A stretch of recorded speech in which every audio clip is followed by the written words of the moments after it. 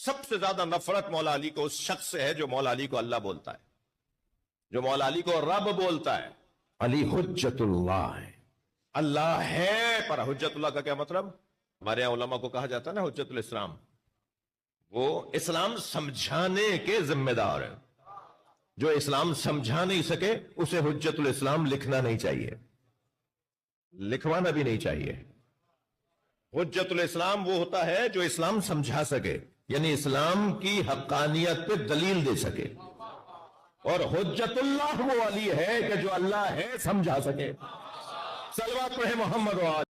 جس گناہ کی کہیں کبھی معافی نہیں ہوگی وہ بغض علی، گناہ دی معافی نہیں ہے وہ بغض علی ہے۔ کدے علی دا ویر دل لے چرک کے مسلے تے آن دا سوچی بھی نہ، جو نماز پڑھنی پوسی تینوں علی دے بار میں پتر دے پیچھے، وہ نماز کے عیسیٰ مقتدی ہوگا، مریم کا بیٹا پیچھے ہوگا، بطول کا بیٹا آگے ہوگا، میرے مولا ہاتھ یہاں رکھیں گے اور یہاں رکھ کے ہاتھ روک لیں گے، اور پیچھے منہ کر کے تیرے قائم نے آکھنے چاچا سلمان، مقداد، ابو ذر، عمار، عباس، مالک، انہیں آکھنے جی صحیح، یہ چوتھی صف میں، یہ ساتویں صف میں، یہ نویں صف میں، یہ 11ویں صف میں فلاں بندہ فلاں بندہ فلاں بندہ فلاں بندہ، انہاں دے سر لا دیو۔ وہ اکثر پڑھسی تا نماز سر کیوں لاواں؟ تیرے بار میں آکھنا سر لاؤ، نماز میرے پیچھے، گلے میرے پیو دے۔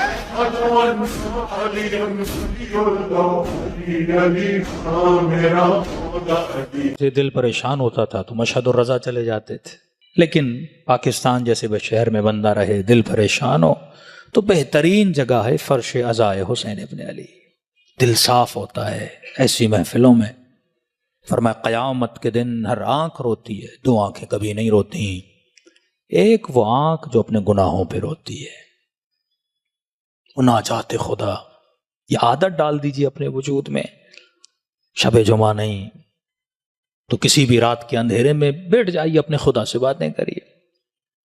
ایک مومن سے کہہ رہے مولانا میری بیٹی کی داخلہ کا بہت مسئلہ تھا، کسی باہر ملک میں رہتے تھے، اور اگر داخلہ نہ ہوتا تو شاید بیٹی کسی ایسی کالج میں جاتی جہاں حجاب کا مسئلہ تھا۔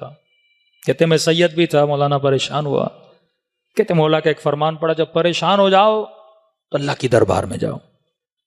کہ گھر کی چھت پہ چلا گیا، گریباں کو کھولا، بالوں کو بکھرا، مستحب ہے مستر ہو کے جاؤ، ایسے جیسے کوئی فقیر خیرات مانگتا ہے۔ اللہ بھی تو محسوس کرے نا، تو خلوص سے مانگنے آیا ہے، فارملٹی والی دعا نہ ہو، اے خدا یہ دے یہ دے یہ دے، بندہ اٹھ کے چلا گیا، خلوص سے۔ کہتے قمیص کے بٹنز کو کھولا، آستینوں کو پلٹا، بالوں کو بکھرا۔ میں نے کہا خدایا اس ملک میں تیرے علاوہ میرا کوئی نہیں ہے۔ اور اہل بیت نے کہا جب پریشان ہو تو اللہ کی دربار میں ہاتھ پھیلاؤ، اہل بیت کا واسطہ دو۔ کہتا رات دعا مانگی، صبح خدا نے میری دعا کو کیا کر دیا؟ قبول کر لیا۔